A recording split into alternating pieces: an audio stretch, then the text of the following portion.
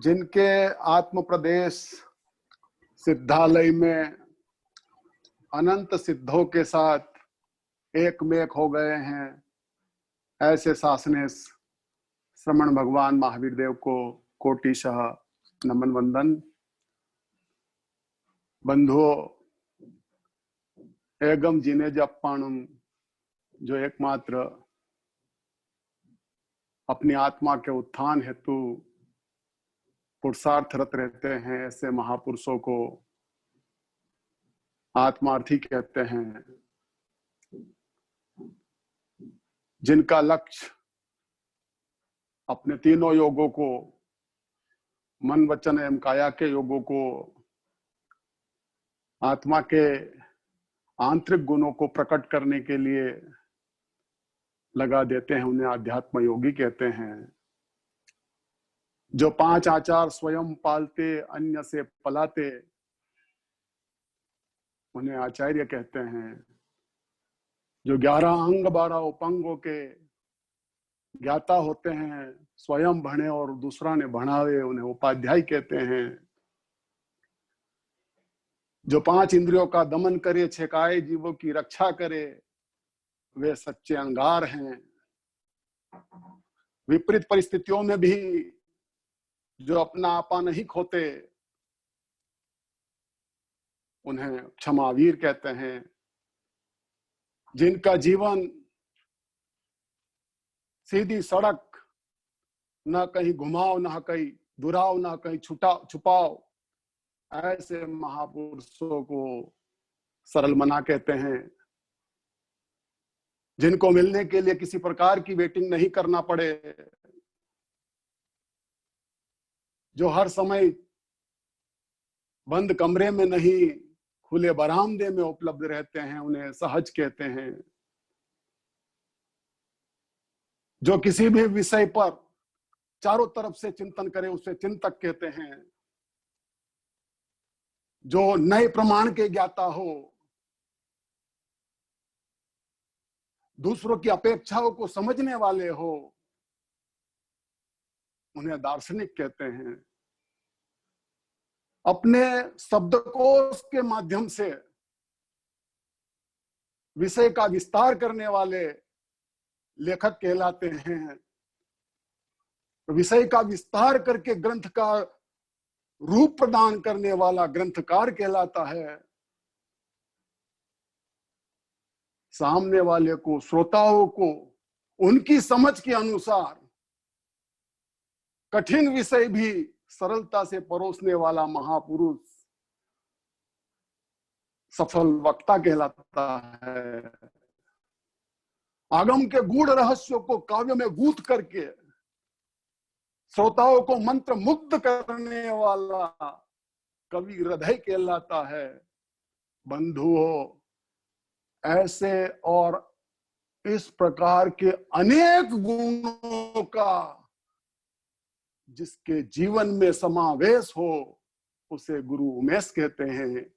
ऐसे गुरु उमेश को बारंबार नमन वंदन करते हुए, बंधुओं, सुना है कि सृष्टि को बनाने वाले ब्रह्मा, चलाने वाले विष्णु और तांडव मचाने वाले देव को महेश कहते हैं। परंतु संसार दावानल दीहनारम, जलते हुए संसार में, आग लगे हुए संसार में बाग लगाने वाले महापुरुष को जय गुरु उमेश कहते हैं। ऐसे गुरु उमेश को बारंबार नमन वंदन करते हुए, बंधुओं, उत्तराध्ययन सूत्र का पहला अध्ययन विनय को परिभाषित करता है, विनीत शिष्य के लक्षणों को उजागर करता है।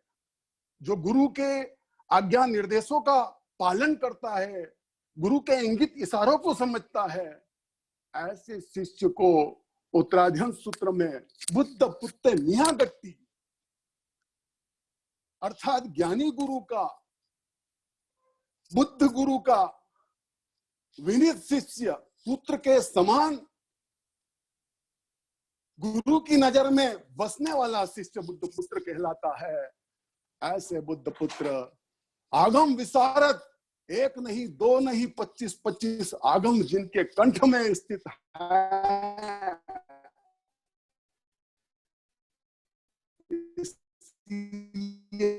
सारी दुनिया उन्हें आगम विशारद, हमारे गणेश विनायक प्रवर्तक देव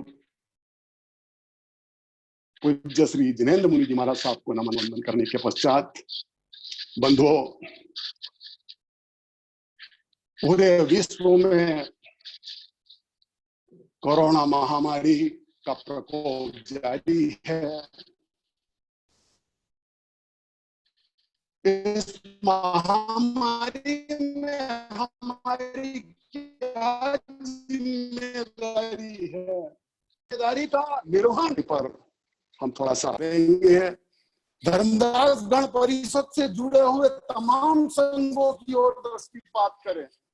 जब से लॉकडाउन चालू हुआ, जब से महामारी का प्रकोप हमारे भारतवर्ष में आया और लॉकडाउन चालू हुआ, तब से धर्मदास गण परिषद से जुड़े हुए सारे संघ, चाहे कुशलगढ़ संघ हो, लॉकडाउन शुरू होते ही कुशलगढ़ संघ में वहां के युवा मंडल ने, वहां के श्रावक संघ ने, लिमड़ी संघ के संघ श्रावक संघ ने, दाहोद संघ में, थानला के ललित जैन युवक मंडल ने, जैन सोशल ग्रुप ने, किराना व्यापारी एसोसिएशन संघ ने, चाहे बदनावर का संघ हो, पेटलावत का संघ हो, बड़वा का संघ हो, करही का संघ हो, धर्मदास गण से जुड़े हुए तमाम संघों ने लगभग अपने अपने स्तर पर, अपने अपने संघों में गरीबों को, मजदूरों को, दीन दुखियों को, बेसहारा लोगों को खाद्य सामग्री पहुंचाने का भागीरथ कार्य किया है। कहीं भोजन के पैकेट वितरित किए जा रहे हैं, कहीं खाद्य सामग्रियां पहुंचाई जा रही है। इंदौर का अनुमित्र मंडल, जहां हम प्रतिदिन देखते हैं सोशल मीडिया के माध्यम से, आज तक वो गतिविधि चल रही है। इंदौर का अनुस्वाध्याय भवन, जो धर्मदास गण परिषद का मुख्यालय है, वो आज मानव सेवा का केंद्र बन चुका है और हजारों पैकेट आज भी मानव सेवा के रूप में वहां से वितरित हो रहे हैं। सभी संघों को, जिन्होंने इस महामारी के प्रकोप में, इस महामारी के समय में अपनी जिम्मेदारी का भली प्रकार निर्वहन किया है, उन सभी संघों को धर्मदास गण परिषद की ओर से हार्दिक साधुवाद, धन्यवाद प्रेषित करना चाहूंगा। संकट के समय में मानव सेवा के कार्य में, सरकार को सहयोग देने के कार्य में हमारे गण परिषद के संघ आगे आए हैं, हमारे नवयुवक मंडल के लोग आगे आए हैं। उन सभी को साधुवाद, धन्यवाद। बंधु, ये हमारी समन संस्कृति है, हमारी भारतीय संस्कृति है। हमारी संस्कृति में मानव सेवा को, पशु सेवा को महत्व दिया जाता है, क्योंकि सम्यक्त का लक्षण अनुकंपा है। अनुकंपा के भाव भारतवर्ष में जो पाए जाते हैं, हम मीडिया पर देखते हैं, हम टीवी पर देखते हैं। कहीं अमेरिका में भोजन के पैकेट वितरित नहीं हो रहे, कहीं इटली में, स्पेन में नहीं हो रहे, कि चाइना में भोजन के पैकेट वितरित नहीं हो रहे हैं, खाद्य सामग्री नहीं पहुंचाई जा रही है। यह हमारी भारतीय संस्कृति है और विशेषकर जैनियों में अनुकंपा के भाव पाए जाते हैं। चाइनीज संस्कृति नहीं है। चाइना के लोगों के बारे में हमने सुना है कि वहां के लोग कुत्ते का मांस भी खा जाते हैं, और भारत के लोग, समण संस्कृति के लोग कुत्ते को रोटी खिलाते हैं। यह दोनों की संस्कृति में जो फर्क है, चाइनीज संस्कृति कुत्ते को खाती है, भारतीय संस्कृति कुत्ते को खिलाती है। बंधुओं, फिर भी हमें चाइना से कितना प्यार है, ये बात चिंतनीय है। आज आत्मनिर्भरता की बातें प्रधानमंत्री जी ने कल परसों अपने उद्बोधन में की है, परंतु हम दूसरे परिप्रेक्ष्य में भी देखें, विवाह प्रसंगों के अवसर पर लगने वाले भोजन के स्टॉलों में देखते हैं, हमारा देसी भोजन, आम पाक, खोपरा पाक, कलाकंद बेचारे अछूते रह जाते हैं, दाल बाफले ठंडा हो जाते हैं, कचौरी और पकोड़ों पे इतनी भीड़ नहीं लगती, लोग मेंचीनियम पे टूट पड़ते हैं, नूडल्स पे टूट पड़ते हैं, चाइनीज चिल्ली पनीर पे टूट पड़ते हैं। चिंतन करना है। वो चीपियों से चिमटों से खाने वाली संस्कृति और कहाँ खाली होकर पीने वाली संस्कृति।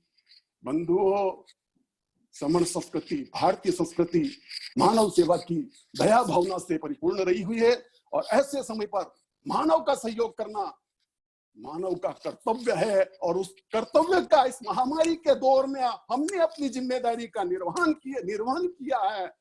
उन सभी को धन्यवाद, साधुवाद। कई कई स्थानों से इस प्रकार के समाचार भी आते हैं कि जिन गरीबों को, जिन बेसहारा लोगों को, जिन जरूरतमंदों को हम खाद्य सामग्री पहुंचाते हैं, वे लोग बेच देते हैं और दारू पी जाते हैं, मांसाहार का सेवन कर लेते हैं। बंधुओं, इस विषय पर भी हमें चिंतन करना है। मैं कोई अनुकंपा की कार्य की मनाही नहीं कर रहा हूं, देना अच्छी बात है, परंतु ऐसे समय पर हमारी नजर मजदूरों पर, गरीबों पर, बेसहारा लोगों पर चली जाती है, पर अपनी नजर अपनों पर नहीं जाती। ये बड़ी विडंबना है।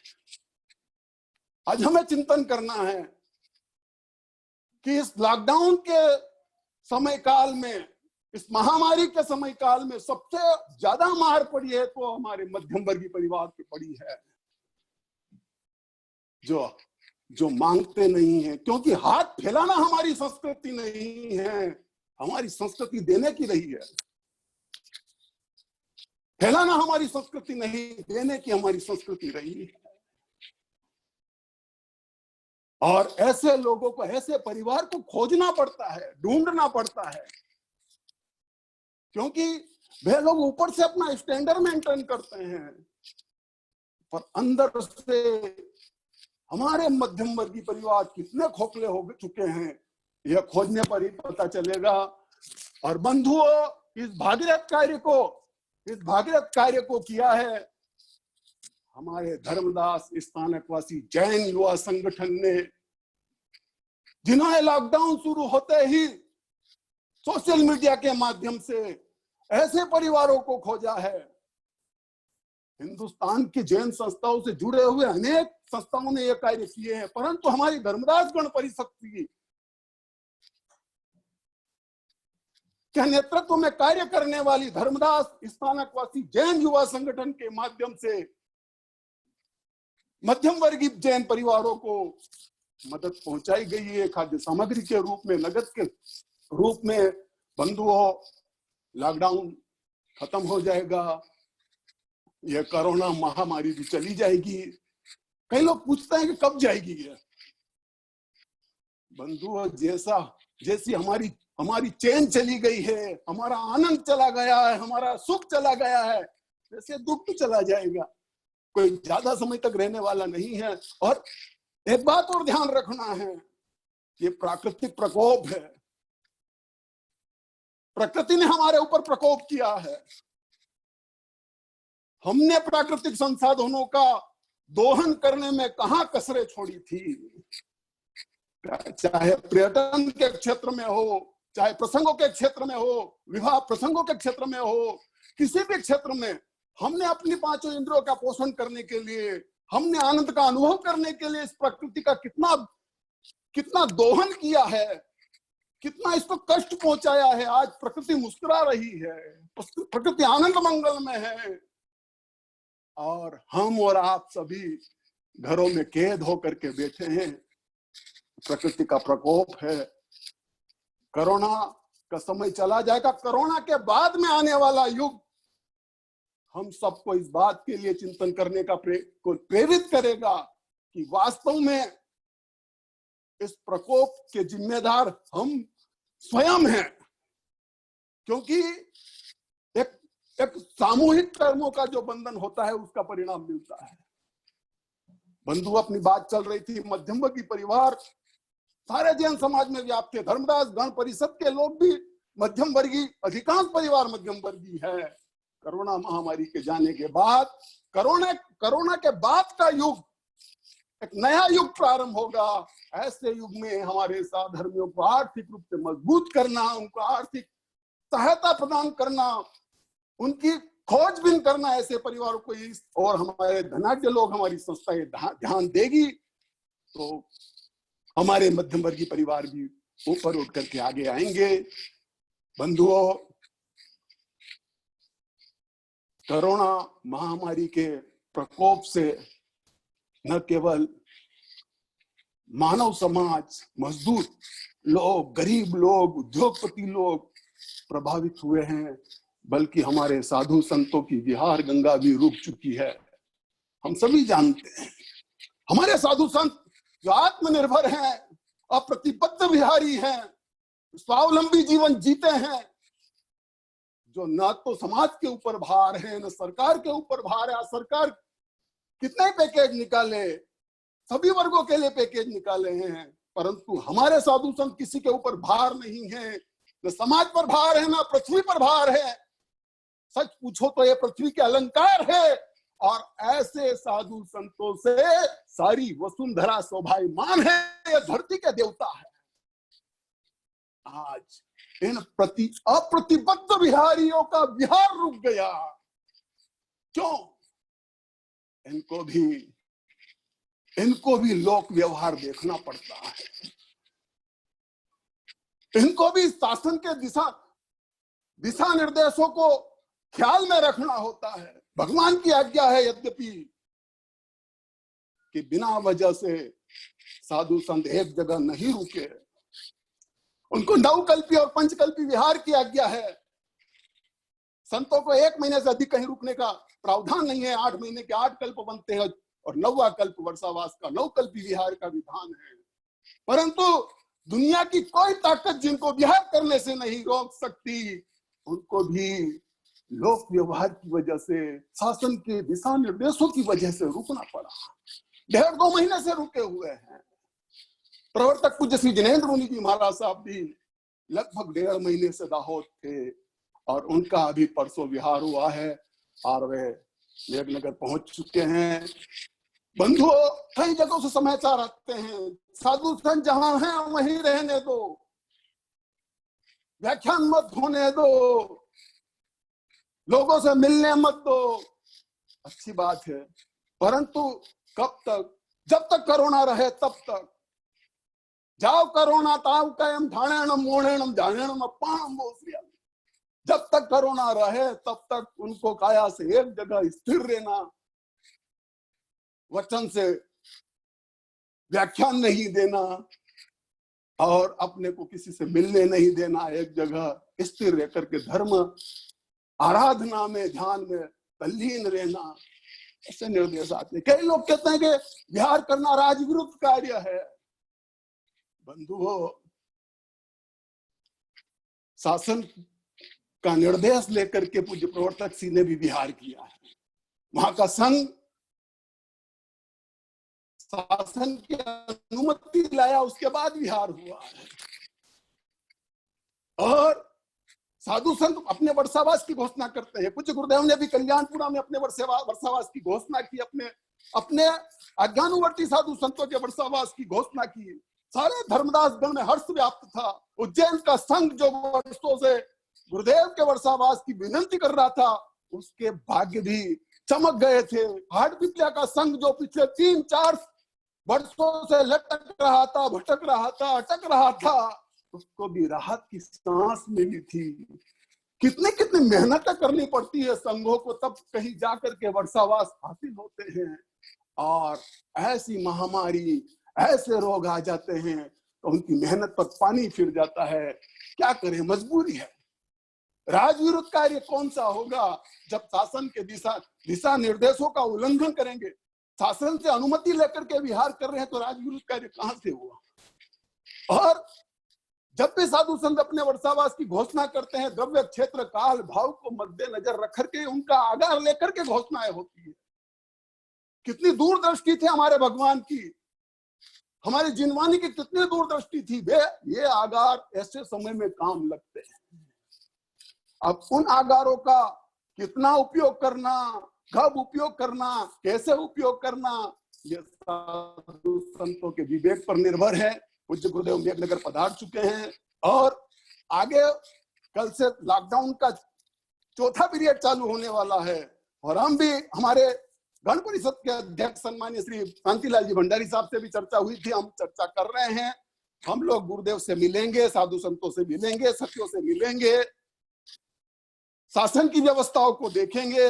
उसके बाद जैसा भी होगा गुरु और भगवंतों को शासन के दिशा निर्देशों से अवगत करवाएंगे, क्षेत्र की स्थितियों से अवगत करवाएंगे और उसके बावजूद उनका विवेक रखते हुए यदि उनका विहार होता है तो उस विहार को रोकना हमारे लिए अनुचित नहीं है। वह विहार रोकना भी अनुचित है, विहार रोकना भी अनुचित है और जबरदस्ती विहार करवाना भी अनुचित है। जैसा भी होगा हम निर्णय लेंगे। सभी संघों को आश्वस्त करते हैं। हम तो चाहते हैं कि गुरुदेव ने जहां वर्षावास खोले वहां पर जाएं, अच्छे से धर्म ध्यान हो। सारे भारतवर्ष के साधु संत, चाहे दिगंबर हो, श्वेतांबर हो, मूर्ति पूजक हो, तेरापंथी हो, सब अप्रतिबद्ध विहार करें, अपने अपने क्षेत्रों में पहुंचे, धर्म की गंगा बहना, अपनी आत्मा का उत्थान साधते हुए भगवान महावीर की वाणी को जन जन तक पहुंचाइए, हम चाहते हैं। और बंधु, हमें विश्वास है कि इनकी ब्रह्मचर्य की साधना से, इनके संयम से, इनकी तपश्चर्या से, इनके विहार के साथ ही कोरोना का भी विहार हो जाएगा। हम तो यही मंगल कामना करते हैं, सारे देश में शांति छाए और सारे देश में क्या, सारा विश्व शांति का अनुभव करे, यही हमारी मंगल कामना है और अति शीघ्र शांति आएगी। बंधुओं, तरह तरह के मैसेज आ रहे हैं, उन मैसेज को हम रोकें। साधु संत भी अपने विवेक से काम करेंगे और संस्थाएं भी इस ओर जाकर के साधु संतों से चर्चा करेगी, हम आपको पूरा विश्वास दिलाते हैं। कई जगह से मैसेज आते हैं कि भाई जहां सुरक्षित क्षेत्र है वहां पर साधु संतों को पहुंचना चाहिए। सुरक्षित असुरक्षित की क्या परिभाषा है? जो आज सुरक्षित, झाबुआ जिला अभी तक सुरक्षित था, अभी 4-5 दिन पहले यहाँ आज 8 पॉजिटिव निकल गए। अब ये तो अनित्य संसार है। जो आज रेड जोन है, कल ऑरेंज जोन हो जाएगा, परसों ग्रीन जोन हो जाएगा। परिवर्तन संसार का नियम है, यही गीता सार है। परिवर्तन होता रहता है। कौन सा क्षेत्र कब क्या हो जाए, कौन सा असुरक्षित सुरक्षित हो जाए, सुरक्षित असुरक्षित हो जाए, इसका कुछ कयाम नहीं है, हम कुछ कह नहीं सकते हैं। तो बंधुओं, बात है 100 साल पहले हमारे एक संत को हमने खोया था। पूज्य नंदलाल जी महाराज साहब के समय में वर्दी चंद जी महाराज साहब का देहावसान हुआ था। वे भी महामारी की चपेट में आए थे, बात सही है, परंतु उस समय वो महामारी रतलाम में फैली हुई थी और पूज्य गुरुदेव को अन्यत्र विहार करना था। लोगों ने आकर के कहा उनसे कि साधु संत भी मरने से डरते हैं जो विहार कर रहे हैं, ताने मारने लगे। ऐसे समय में उनको वहां रुकना पड़ा और रुकने के कारण एक प्रतिभावान संत को हमने खोया है। बंधुओं, वे तो अपने विवेक से विहार कर रहे थे, परंतु लोगों ने ताने मारकर उनको रोका। तो बंधुओं, इस बात पे हम चिंतन करें। हम साधु संत अपने विवेक से कार्य करेंगे और संस्थाएं भी उन्हें समय समय पर दिशा जो है सलाह करके आगे क्या स्थिति बनती है हम देखते हैं। बंधुओं, धर्मदास गण परिषद के माध्यम से ये कार्यक्रम रखा गया। अणुमित्र मंडल इंदौर के माध्यम से धर्मदास गण का एक कार्यक्रम रखा गया, उन्हें बहुत बहुत धन्यवाद। आज हमारी सबसे रूबरू मिलना नहीं हो रहा है तो कम से कम हम सोशल मीडिया के माध्यम से एक दूसरे से चर्चा करके आगे बढ़ाएं। धर्मदास गण परिषद वह वट वृक्ष है जिस पर डालियां लगी हुई है साधु संतों की, जिस पर फूल लगे हुए हैं संस्थाओं के, जिस पर फल लगे हुए हैं साहित्य के, और जिस पे हजारों पत्ते उपासकों के, इस सारे फल फूल डालियों से यह वृक्ष शोभायमान है। आज हमारे गण के नायक प्रवर्तक पूज्य श्री जिनेन्द्र मुनि जी महाराज साहब इस गण की बागडोर संभाल करके हमारे सबका नेतृत्व कर रहे हैं जिनेंद्र मुनि कौन है? उमेश की परछाई का नाम जिनेंद्र है। चलती फिरती आगम की अलमारी का नाम जिनेंद्र है। बंधुओं, आगम की 10-20 गाथाएं याद करना हो तो हमें पसीना आ जाता है। 25-25 आगम जिनके कंठ में विराजमान है, जिनको जमाने के लिए अलमारी चाहिए, उस आगम की चलती फिरती अलमारी का नाम जिनेंद्र है। और जहां भी जाते हैं जिनेंद्र गुरुवर, वहां पर कंठस्थ ज्ञानियों की बिरादरी तैयार कर देते हैं। और मेघनगर के वर्षावास के बारे में हमने सुना है, तैयार कर के लोगों के मुंह से सुना है कि वहां भाइयों को किसी को प्रतिगमन नहीं आता था। जिनेंद्र गुरुदेव ने कड़ी मेहनत करके, पुरुषार्थ करके कईयों के प्रतिगमन कंठस्थ करवाए। सुबह 7:15 बजे से लेकर के 8:45 बजे तक वे डटे रहते हैं, करो यार, बैठो, नया डटा मेरे को सुनाओ। और उन्होंने कंठस्थ ज्ञानियों की बिरादरी तैयार कर दी। उमेश की परछाई का नाम जिनेंद्र है। चलती फिरती आगम की चलती फिरती अलमारी का नाम जिनेंद्र है। शुद्ध ज्ञान भणे और भणावे, वेगा वेगा मोक्ष में जावे। कंठस्थ ज्ञानियों की बिरादरी के प्रणेता का नाम जिनेंद्र है। ऐसे जिनेंद्र गुरुवर इस धर्मदास गण परिषद की बागडोर संभाले हुए हैं।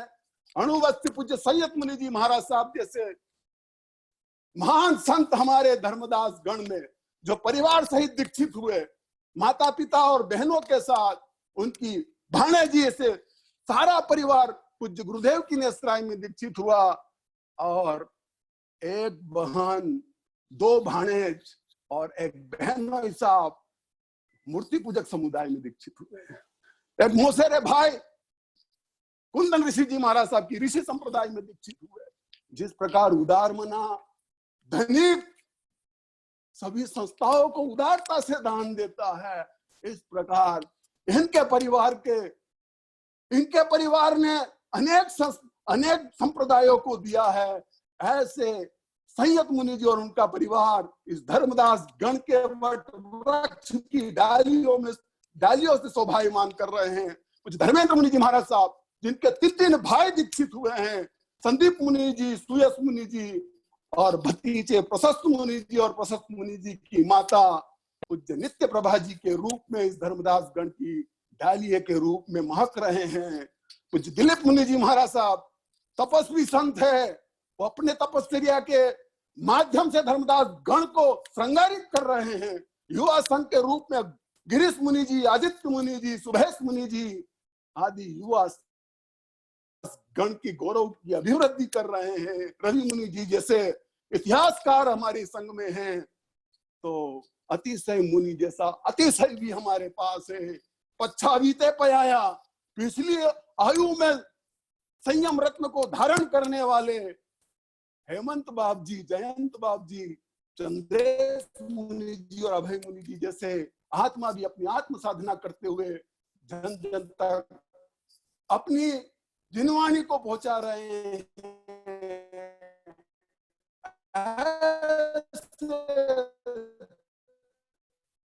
वट वृक्ष धर्मदास समुदाय वृक्ष पर लगे हुए फूल के समान हमारी संस्थाएं हैं। हमारी मातृ संस्था धर्मदास गण परिषद जो सारी संस्थाओं को दिशा निर्देश देती है, सारी संस्थाओं को समय समय पर कौन से कार्य किस प्रकार से क्रियान्वित करना है इस हेतु आग्रह करती है। ऐसी मातृ संस्था के नेतृत्व में हमारा धर्मदास स्थानकवासी जैन युवा संगठन आज पूरे डूंगर, मालवा और निमाड़ में बच्चों की पाठशालाओं का संचालन हो रहा है। युवा संगठन की देन है।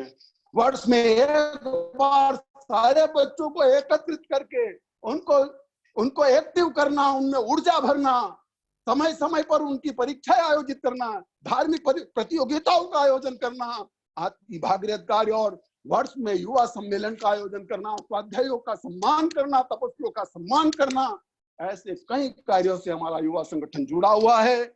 महिला मंडल भी कहीं कम नहीं। चंद्रनाथ साविका मंडल जो वर्ष में थोकड़े की परीक्षा आयोजित करती, 5-5 थोकड़े प्रतिवर्ष याद करो, 10 वर्ष में 50 थोकड़े याद हो जाए, थोकड़े की ज्ञाता बहुत बड़े ज्ञाता बन सकते हैं हम। इस प्रकार के छोटे छोटे आयोजन करके हमारा चंद्रनाथ साविका मंडल हो, धर्मदास जैन स्वाध्याय संघ, पूज्य गुरुदेव की नेसराई में भामान्य वर्षावास में स्वाध्याय संघ की स्थापना हुई। सिर्फ मात्र 6 स्वाध्यायों से चलने वाला यह स्वाध्याय संघ आज अत्यंत खुशी के साथ में कहना चाहूंगा कि 125 स्वाध्याय हमारे पास तैयार हो चुके हैं और वे दूर दराज के क्षेत्रों में जाते हैं। महाराष्ट्र में, राजस्थान में, गुजरात में, डूंगर, मालवा और निमाड़ के क्षेत्रों में जाकर के साधु संतों के विभिन्न वर्षावास, विभिन्न क्षेत्रों में धर्म की प्रभावना करते हैं। और कई स्वाध्याय हमारे अच्छे थोकड़े के जानकार है, 100 थोकड़े याद हैं, आगमों के जानकार हैं, कई वक्ता है, कवि है। तो ऐसी हमारी संस्थाएं रूपी फूल इस वृक्ष को शोभायमान कर रही है। पूज्य गुरुदेव धर्मदास गण परिषद की का मासिक पत्र जिन शासन गौरव, जो सारे संघों की समाचार समय समय पर जन जन तक पहुंचाने का काम करता है। धर्मधारा मासिक पत्रिका के माध्यम से साधु संतों के लेख, पूज्य गुरुदेव ने 2004 में पूज्य संयत मुनि जी से, धर्मेंद्र मुनि जी महाराज साहब से कहा था कि आप लोग भी लेखन का काम करो। हमारे पास धर्मधारा पत्रिका है, सौभाग्य सूर्य पत्रिका है, उसके माध्यम से लेखन का काम करो। और उनकी प्रेरणा पा करके छोटे संतों ने लेखनी चालू की। आज उनकी लेखनी में निखार आया है और आज भी धर्मधारा में संयत मुनि जी के, धर्मेंद्र मुनि जी के, मुक्ति प्रभा जी के, रवि मुनि जी के, सुनीता जी महाराज साहब के लेख प्रकाशित हो रहे हैं। तो बंधुओं, ऐसी हमारी संस्थाएं पुष्प का काम कर रही है और कोई भी संप्रदाय समृद्ध है यदि उसके पास साहित्य का विराट भंडार है। धर्मदास संप्रदाय में आचार्य उमेश मुनि जी महाराज साहब ने इस संप्रदाय को साहित्य संपदा से संपन्न किया है। आज लगभग 60 पुस्तकें नंदाचार्य साहित्य समिति के माध्यम से प्रकाशित हो रही है। सन 97 में खानला चातुर्मास के दौरान कुछ आचार्य भगवंत की नेसराई में रतनलाल जी साहब रुणवाल, सरदार अमल जी साहब नवलखा, नगीन लाल जी साहब झामर, ये तीनों इस नंदाचार्य साहित्य समिति के आधार स्तंभ है। इन्होंने साहित्य समिति को आर्थिक रूप से मजबूती प्रदान की। और दूसरी बात, गुरुदेव के पास में रहे हुए सामग्री को बाहर निकालने का भी काम इन लोगों ने किया। साधु संतों को छपाने की कोई अड़ी पड़ी नहीं थी, पर उन्होंने समय समय पर जीत करके बाहर निकालो गुरुदेव, उनके पोटले खोल के बाहर निकालियो और प्रकाशित की। आज इतना विराट साहित्य हमारे सामने, साहित्य से संपन्न हमारी संप्रदाय है।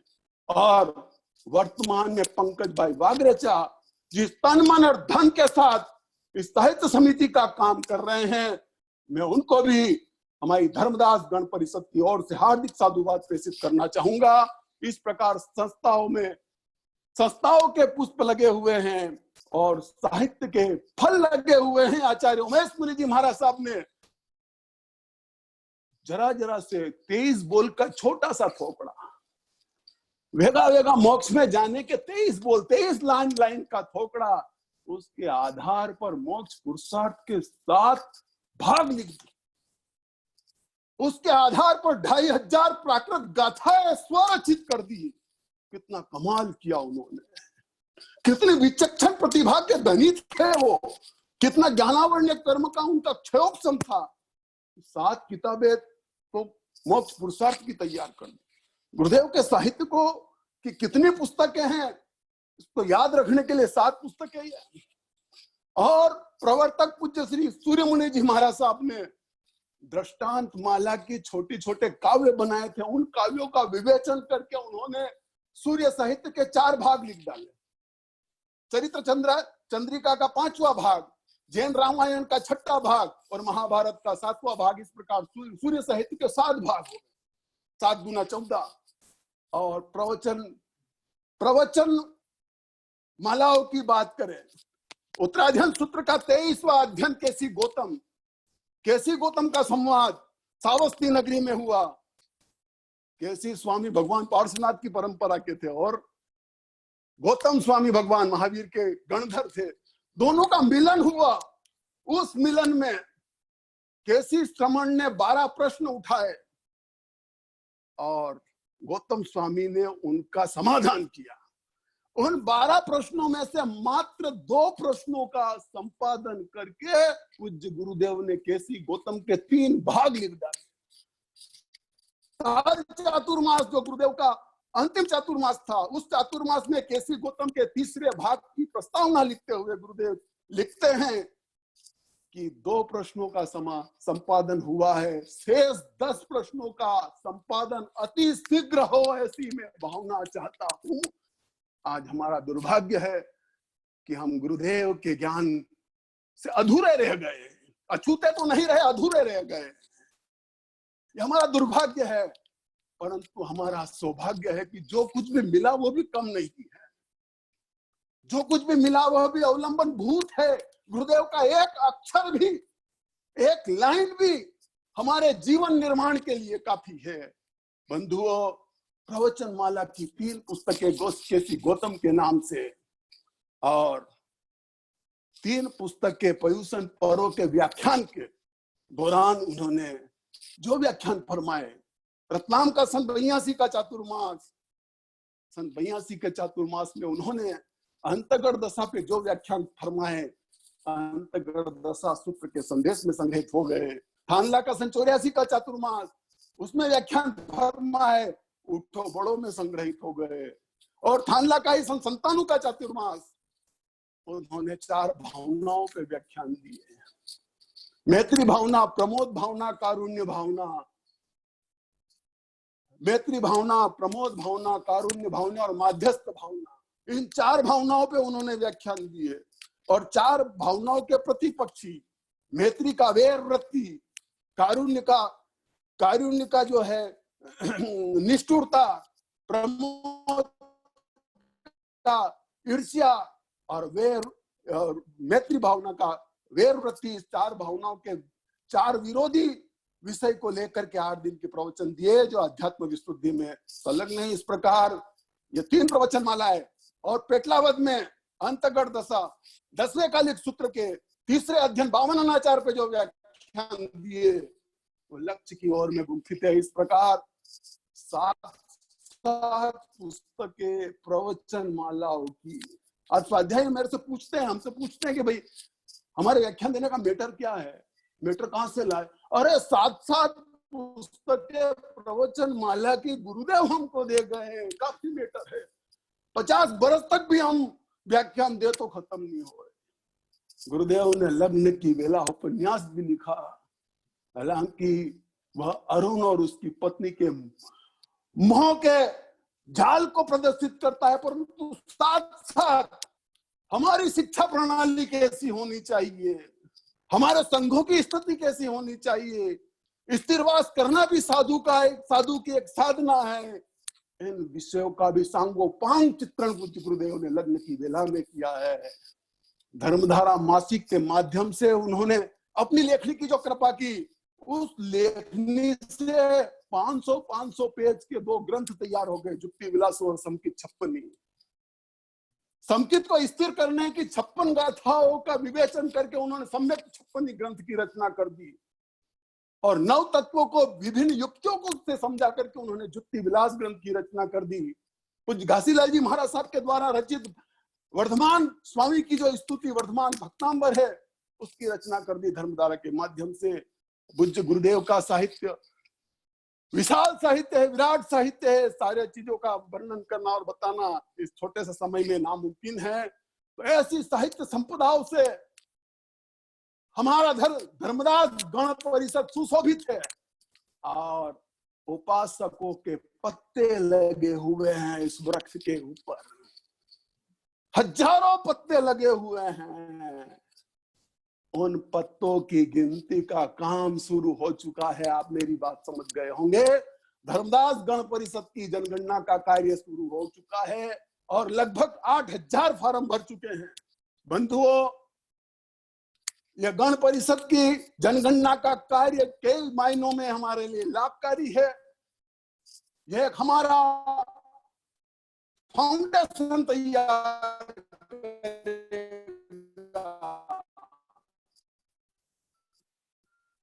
भविष्य में हमारे पास कितने MBA हैं, डॉक्टरेट हैं, कितने देने वाले, हम जायजा उसमें ले पाएंगे। और दूसरी बात, डूंगर मालवा और निमाड़ के क्षेत्रों के संघ तो आपस में मिले हुए हैं, मिलते हैं, परंतु हमारे बच्चे, कोई दिल्ली पढ़ रहा है, कोई गुड़गांव पढ़ रहा है, कोई महाराष्ट्र में पढ़ रहा है, कोई पूना में पढ़ रहा है, कोई अमेरिका में पढ़ रहा है, कोई इंग्लैंड में पढ़ रहा है और वहां पे जॉब कर रहे हैं। इन सारे धर्मदास गण से जुड़े हुए सारे लोगों को एक माला में पिरोने का काम इस जनगणना के माध्यम से हो रहा है। और इसके लिए एकला वाणिया, हमारे डूंगर में कहावत है, एकला वाणिया से हाथ नहीं भरा है। सभी का सहयोग अपेक्षित है। अकेले शांतिलाल जी भंडारी या पदाधिकारी लोग इस काम को नहीं कर सकेंगे। सबका सहयोग होगा, हमारी जागरूकता होगी, हमारी रुचि होगी, तो यह कार्य अपने स्तर पर, अपने लक्ष्य पर पहुंच पाएगा। तो सभी से मैं धर्मदास गण परिषद की ओर से निवेदन करना चाहूंगा कि आप सभी जनगणना के इस महाअभियान में जुड़ें, औरों को जोड़ें। और जिन लोगों को मोबाइल के फंक्शन मालूम नहीं है, अभी लॉकडाउन का टाइम चल रहा है, फंक्शन मालूम नहीं है, उन्हें बताएं इस प्रकार से फॉर्म भरना है, फॉर्म भरें, जनगणना के इस कार्य को अतिशीघ्र पूर्ण करें और पूर्ण होकर के हमारा फाउंडेशन तैयार हो जाएगा, हमारी भूमिका तैयार हो जाएगी। आज हमारी संस्था है, परंतु उसके सदस्य कौन है ये हमको पता नहीं। ये सदस्यता अभियान है, इस अभियान में सबको जुड़ना जरूरी है। शासन से कौन सी सहायता मिल सकती है, हम अपनी आवाज शासन के सामने कैसे उठा सकते हैं, संघों की क्या स्थितियां है, सभी मायनों में जनगणना लाभकारी है। तो इससे जुड़े हैं, इन्हीं भाव के साथ आप सब लोग जुड़े।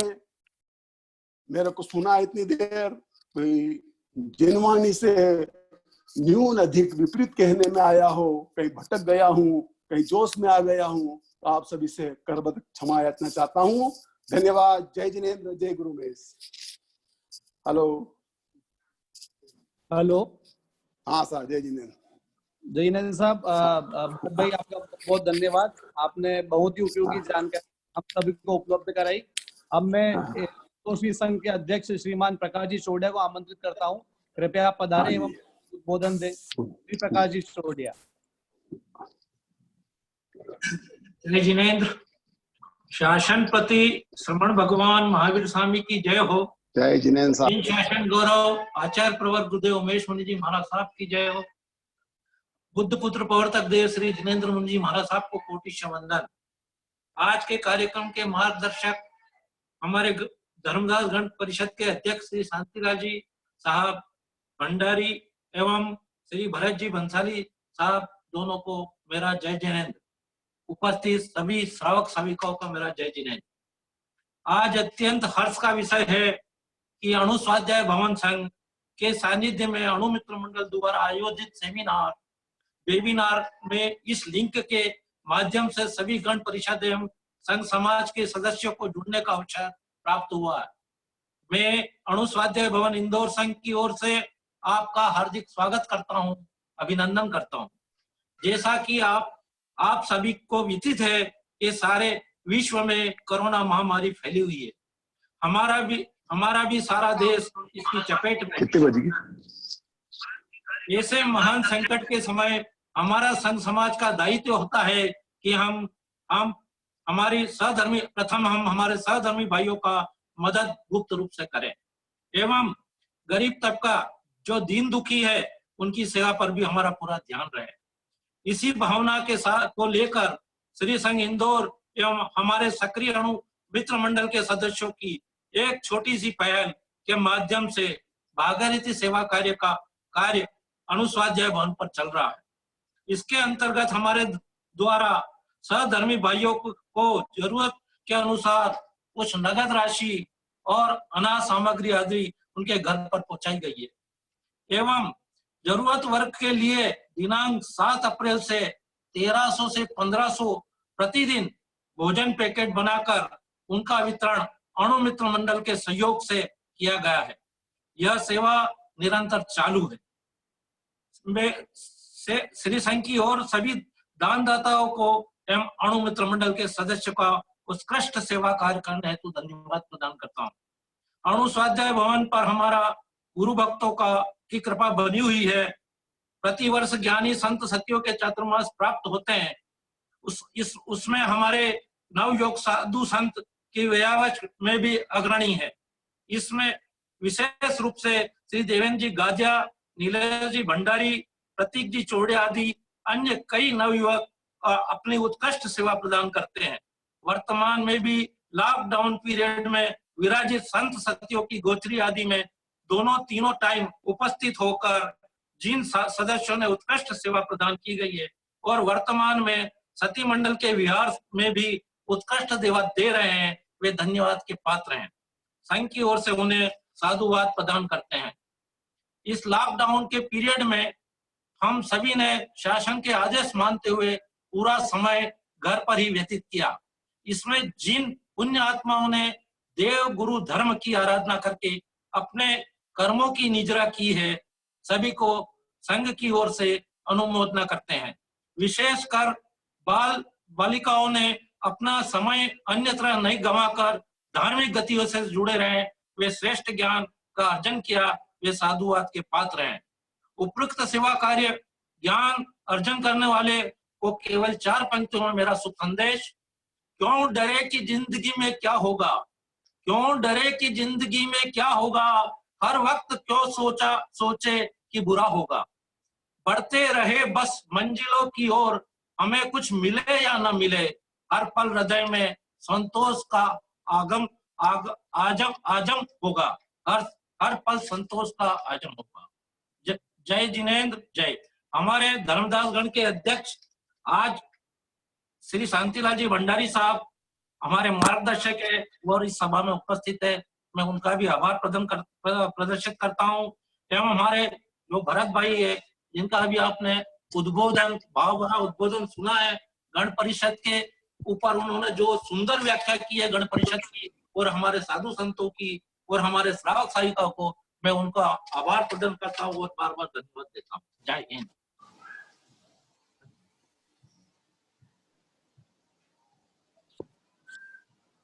बहुत बहुत धन्यवाद श्रीमान चौड़िया जी, एवं बहुत बहुत धन्यवाद श्रीमान शांतिलाल जी भंडारी साहब, जो आप हमारे निवेदन पर आप पधारे, एवं श्रीमान भरत जी भाई बंसाली, आपको भी बहुत बहुत धन्यवाद अर्पित करता हूं कि आपने इतना अच्छा हमें उद्बोधन दिया एवं हम सभी को आपके ज्ञान से लाभान्वित किया। सभी साथियों को मैं बहुत बहुत धन्यवाद देता हूं। आप सभी ने समय निकाला एवं आप सभी ने ये वेबिनार ज्वाइन करा एवं सभी ने अपनी जानकारी साझा की। एवं आप स्वस्थ रहें, सुरक्षित रहें, अपने घरों पर रहें, यही मैं मंगल कामना करता हूँ। जय जिनेंद्र, जय गुरु उमेश, सभी को जय जिनेंद्र। वापस जय जिनेंद्र।